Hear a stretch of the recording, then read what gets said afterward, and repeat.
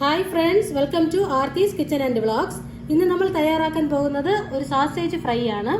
അത് നമുക്ക് എങ്ങനെയാണെന്ന് നോക്കാം. നമുക്കിപ്പോൾ ചിക്കൻ ഫ്രാങ്ക്സിനെ വെള്ളത്തിൽ ഇട്ട് കൊടുക്കാം. ചിക്കൻ ഫ്രാങ്ക്സിനെ വെള്ളത്തിൽ ഇട്ട് കൊടുത്തിട്ടുണ്ട്. 300 ഗ്രാം സാസേജ് എടുത്തിട്ടുണ്ട്. ഒരു സവാള നീളത്തിൽ കട്ട് ചെയ്തെടുത്തിട്ടുണ്ട്. 5 അല്ലി വെളുത്തുള്ളി ചതച്ച് വെച്ചിട്ടുണ്ട്. ഒരു കഷ്ണം ഇഞ്ചി ചതച്ചിട്ടുണ്ട്. 2 പച്ചമുളക് അരിഞ്ഞ തക്കാളി കട്ട് ചെയ്ത് വെച്ചിട്ടുണ്ട്. ഇനി കുറച്ച് കറിവേപ്പില. സ്റ്റൗ കത്തിച്ചിട്ടുണ്ട്. ഇനി നമുക്ക് എണ്ണ ഒഴിച്ചു കൊടുക്കാം.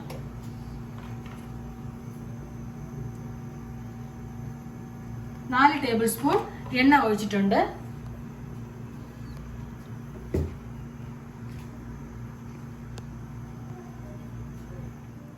എണ്ണ ചൂടായിട്ടുണ്ട്. എടുത്ത് വെച്ച് വെളുത്തുള്ളി ഇട്ട് കൊടുക്കാം.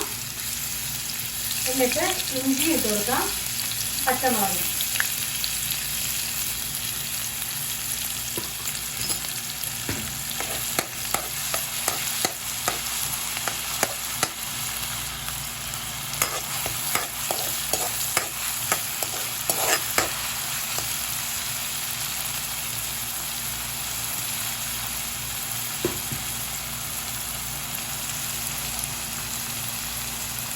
വെളുത്തുള്ളിയുടെ പച്ചമണം മാറിയതിനു ശേഷം സവാള ഇട്ട് കൊടുക്കും.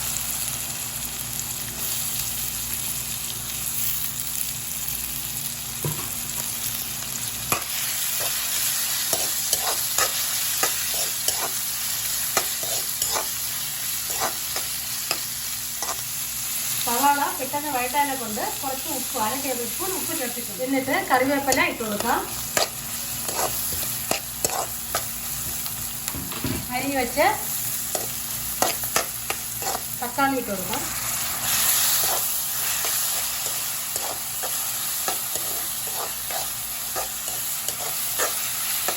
തക്കാളിയൊക്കെ നന്നായിട്ട് വെന്തിട്ടുണ്ട്. ഇനി നമുക്ക് 1/4 ടേബിൾ സ്പൂൺ മഞ്ഞൾപ്പൊടി, 1 ടേബിൾ സ്പൂൺ മുളക് പൊടി, സാധാരണ മുളക് പൊടിയാണ് എടുത്തിട്ടുള്ളത്. 3/4 ടേബിൾ സ്പൂൺ മല്ലിപ്പൊടി, 1/2 ടീസ്പൂൺ പെരിഞ്ജീരകം, പിന്നെ 1/2 ടീസ്പൂൺ ഗരം മസാല.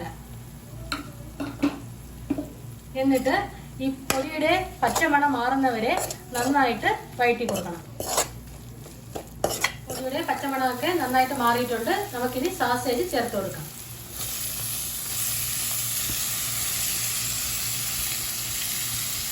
ഇനി വെള്ളം ഒഴിക്കേണ്ട ആവശ്യമില്ല. സാസേജിൽ ആവശ്യമായിട്ടുള്ള വെള്ളം വരും. എന്നിട്ട് നമുക്ക് 1 സ്പൂണ് ഞാനിവിടെ ബട്ടർ ചേർക്കുകയാണ്. നല്ല ഒരു ടേസ്റ്റ് ഉണ്ടാവും ബട്ടർ ചേർക്കുമ്പോൾ.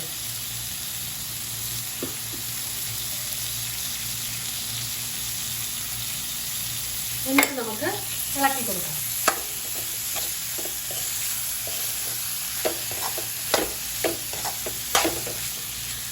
ബട്ടർ ചേർക്കുമ്പോൾ പ്രത്യേക സ്വാദാണ്. എല്ലാവർക്കും ഒന്ന് ട്രൈ ചെയ്യണം.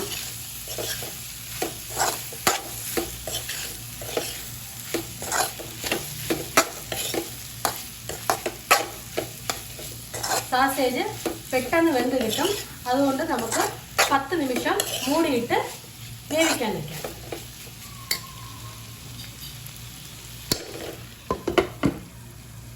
ഇതാ കണ്ടില്ലേ, അടിപൊളിയായിട്ട് സാസേജ് റോസ്റ്റ് റെഡി ആയിട്ടുണ്ട്. എല്ലാവരും ഒന്ന് ട്രൈ ചെയ്യുക. ഇതിന് നമുക്ക് സെർവിങ് ബൗളിലിട്ട് മാറ്റാം.